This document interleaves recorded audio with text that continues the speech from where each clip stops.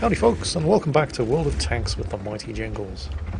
In today's video I'd like to introduce you to a little concept that seems to be gaining some traction, pun intended, in World of Tanks lately. I don't know if an actual phrase has been coined yet to describe what it is that you're about to see, but I'm going to call it the power assisted ram, as the next penetration here in the T49 is demonstrating by assisting this M53 in getting up to speeds that no M53 is ever supposed to travel at, and using it to assist in killing the Centurion Action 10 there. Now, as far as the next penetration was concerned in the T49, this wasn't something that he planned, thought about, or deliberated over. It just seemed kind of like a good idea at the time. But at least one other person, whom you may know about, has been thinking about it. Has been thinking about it a lot. Has in fact been refining it into something of an art. This is Steve Wallace, who runs the Honest Gaming YouTube channel and also streams World of Tanks on Twitch. Steve's been thinking about this problem more than is probably healthy for anyone. He's probably even had graphs and charts and all kinds of diagrams laid out, figuring out how to get the most bang for the buck possible out of ramming your opponents. The obvious starting point here is the KV-5, because the amount of damage that you can do by ramming is calculated by how fast you're going, how much armour you have, and how heavy you are. The KV-5 can do 50 kilometers per hour and weighs over 100 tons. But if it's got a couple of FCM-50Ts pushing it, equipped with superchargers, yeah, like I said, Steve's been given this problem a lot of thought. As mentioned, the KV-5 is the obvious starting point here, because even if it runs out of FCM-50s to give it a supercharged push, it's still entirely capable of getting the job done by itself. However, it is fairly safe to say that Steve's initial experiments in the art of power-assisted ramming were not entirely successful. I mean, the concept itself is basically sound, but not every map really lends itself to the theory of power-assisted brute force application. And on those maps that do, like El Khalif here, not every area of the map is particularly suitable, and there are issues of momentum and inertia that also need to be taken into account.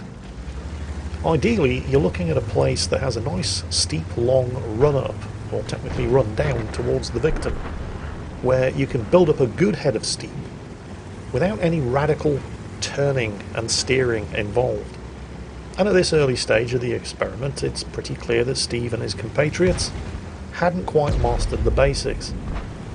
They did manage to build up some speed coming off the ridge there, but unfortunately the corner here robbed them of that speed, and they weren't able to take out the IS-3A in one shot and were forced to do the unthinkable and resort to using their guns. Now, these two FCM-50Ts don't even have gun rammers. Okay. They've been set up exclusively for speed and ramming, as has the KV-5. So bearing that in mind, the three of them are actually going to have a hard job taking out even a pair of lurvers in a gunfight. And then it occurred to Steve, hang on a minute, this thing's set up for speed. Why am I trading shots with a pair of lurvers? And when he actually started using the speed, and bear in mind, even before you start tinkering with it, the FCM-50T is one of the fastest and most manoeuvrable heavy tanks in the game anyway, and once Steve fully embraced that fact, there was no chance that this lurver was ever going to get another shot at him. Unfortunately, for the purposes of the pain train experiment here, the team have now lost their KV-5, the hammer to their anvil. But I think it may even have been during the course of this very battle. Deprived of the KV-5, Steve came to a remarkable discovery. It turns out that having a KV-5 that you can push into your enemies is all well and good, but the FCM-50T doesn't really need it.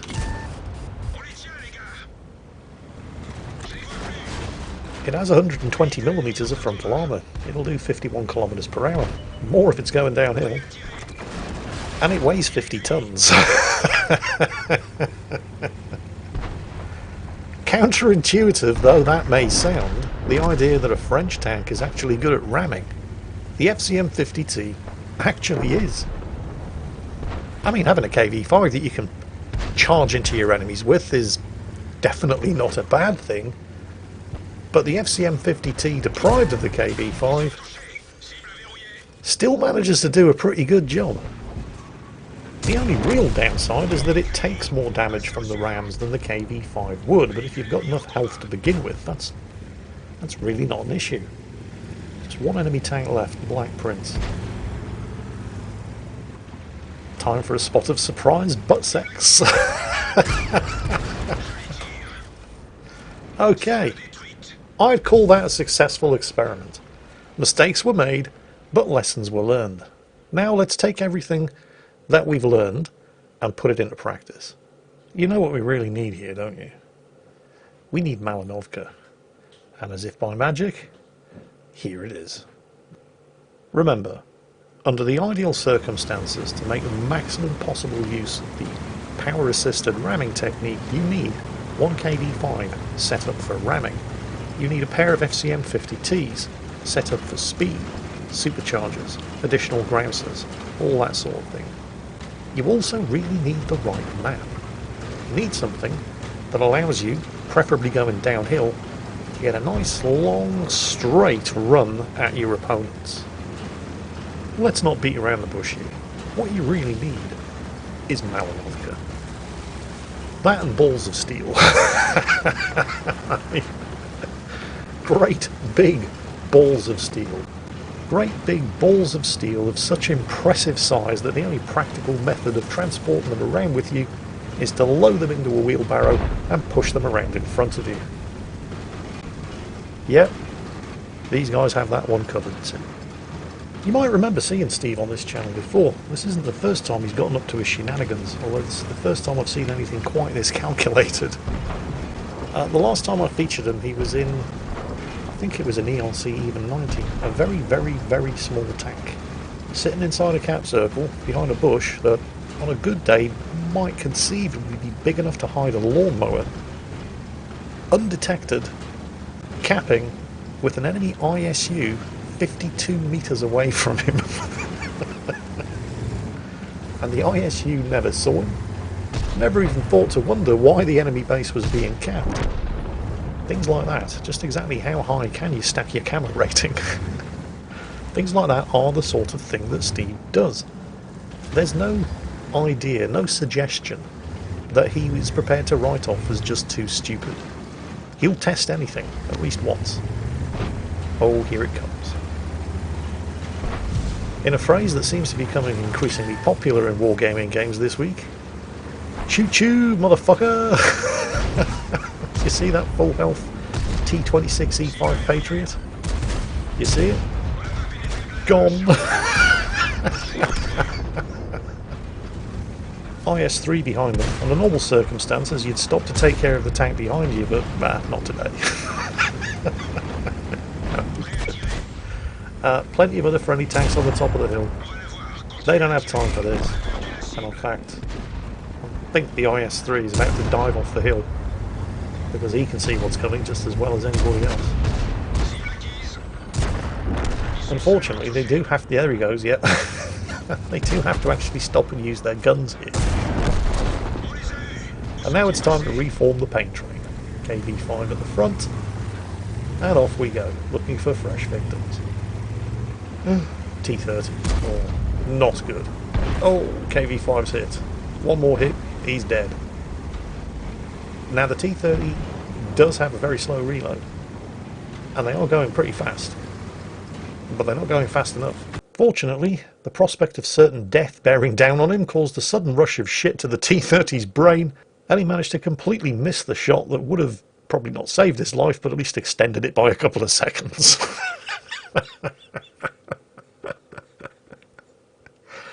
Yeah.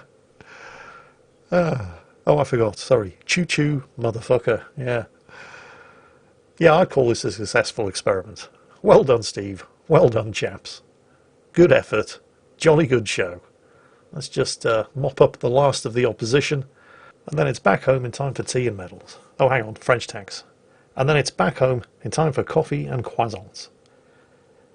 If today's video has amused you, and I sincerely hope it has, then I can definitely recommend you check out Steve's YouTube and Twitch channels, because basically this is the kind of shit that he gets up to pretty much all the time, and I guarantee you won't regret it. Link in the video description. I hope you've enjoyed today's video. Steve, never stop doing what you do, and as always, take care, stay safe, and I'll catch you next time.